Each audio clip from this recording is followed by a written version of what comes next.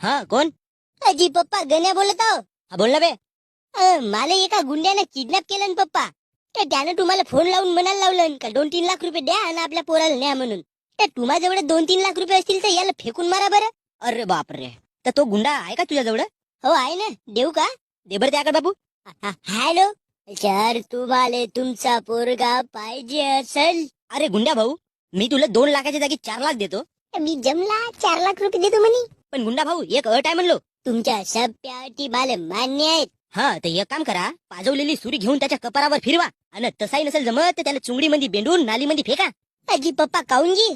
अबे भोंगाड्या, तुला 2-3 लाख रुपये देऊन वाचवण्यापेक्षा 2-4 लाखात तुझा कार्यक्रम गेलेला बरा ना बे. साल्या तुझ्यासारखी अवलाद जन्माला आणलो तेच तर मोठी चूक केलो बे. अजी हो, पण माझा जीवजी पप्पा, हा किडनॅपर मला कोचकवते बरं. कोचकव दे ना.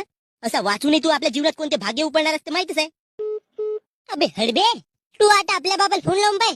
अबे तुझ्या बापानं कम से कम फोन तरी उचललं. माया बाप घंटा फोन न उचल. भोसडीचा आपल्या घरच्याला आपण मेलून का वाचलून काहीच फरक नाही पडे बे.